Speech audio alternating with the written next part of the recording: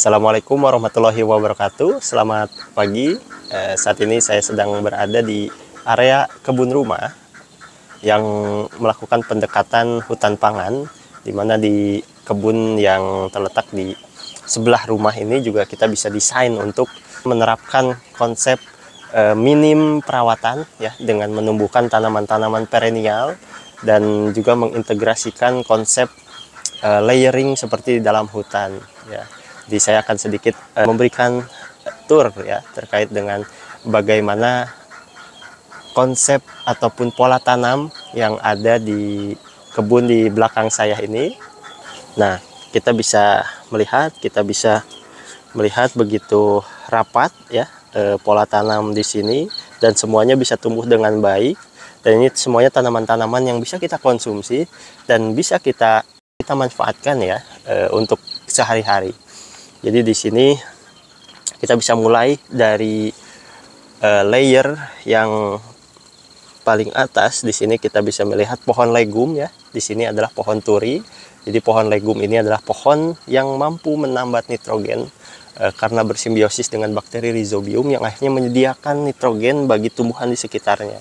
Dan di sini ada turi, bunganya kita bisa konsumsi ya. Ini turi putih. Lalu juga di sini ada kacang babi, dan kacang babi ini merupakan nitrogen fixer juga ataupun tanaman legum yang bisa kita manfaatkan juga sebagai pestisida nabati ataupun jamu-jamuan yang daunnya kita bisa tumbuk ataupun kacangnya kita bisa tumbuk. Lalu juga turun ke layer yang bawah, yaitu layer semak. Di sini juga ada tanaman pepaya Jepang. Ini juga kami biasa konsumsi ya. Jadi ini caya yang mana nutrisinya juga lebih bagus dari bayam Jepang. Lalu jenis-jenis tanaman semak ini ada lagi, yaitu poh-pohan ya. Poh-pohan ini juga kita bisa konsumsi sebagai lalapan. Lalu di sini juga ada lada ya. Ada lada yang tumbuh. Ini sudah berbunga ya, dan juga ini sudah ada bijinya ya. Dan ini juga ada daun suji ya. Di sini nanti akan tumbuh ke atas. Lalu di sana juga ada pandan ya. Ini sebagai semak. Lalu ini juga ada daun salam ya. Daun salam biasa kita masak juga ya. Lalu di sana ada pohon sirsak ya. Lalu ada serewangi, dan juga di sini ada duren ya, ada duren.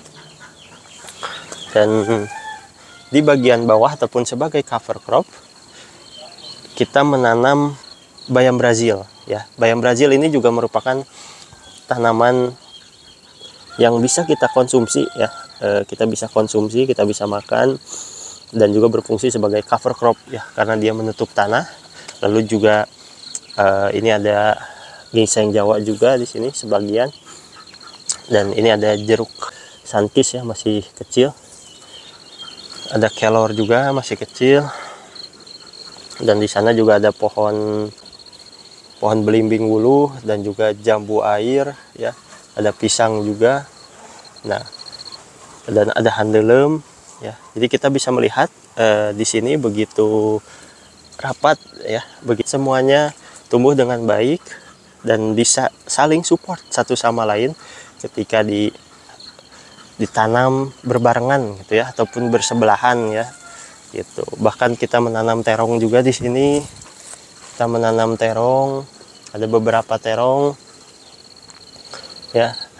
Jadi ini merupakan salah satu pendekatan hutan pangan yang bisa diterapkan di area lahan untuk minim perawatan ya, karena ini tanaman-tanaman perennial. Yang kita lakukan adalah memangkas pohon-pohon legum, dan ataupun kita memangkas tanaman-tanaman semak ini untuk kita konsumsi juga ya, kita petik. Lalu juga kita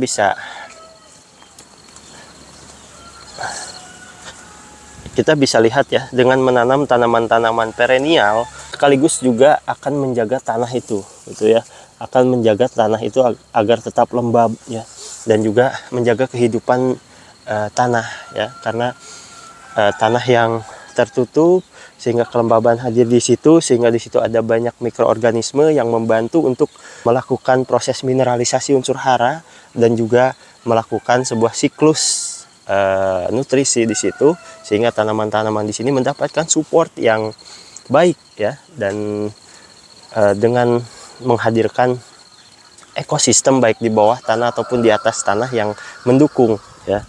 Jadi sehingga strategi yang bisa kita lakukan untuk menerapkan suatu konsep hutan pangan adalah yang pertama, kita bisa menghadirkan tanaman nitrogen fixer. Lalu selain itu juga kita menggunakan fungsi layering, yaitu seperti di hutan, bagaimana tanaman yang menjadi kanopi, lalu bagaimana tanaman yang berada di bawah kanopi seperti contoh tanaman buah ya. Selain itu juga bagaimana selanjutnya adalah tanaman semak, dan selain itu juga bisa dikombinasikan juga dengan tanaman yang merambat ya. Dan di bagian paling bawah adalah tanaman penutup tanah, sehingga semuanya saling mendukung satu sama lain, sehingga ini minim perawatan, minim pemupukan, bahkan minim minim olah tanah, karena sekali tanam kita bisa panen secara terus-menerus karena mengintegrasikan tanaman-tanaman yang berumur panjang ataupun tahunan ataupun perennial yang bisa kita konsumsi. Nah, selain itu juga di sini tentunya ada microclimate yang mana menjaga kelembaban tanah, yang mana kehidupan tanah ataupun kehidupan mikroorganisme dalam tanah bisa terjaga. Dan tentunya dengan konsep ini kita bisa terus-menerus panen gitu ya, strategi terus-menerus panen untuk kita konsumsi. Mungkin kurang lebih itu dari saya. Terima kasih. Assalamualaikum warahmatullahi wabarakatuh.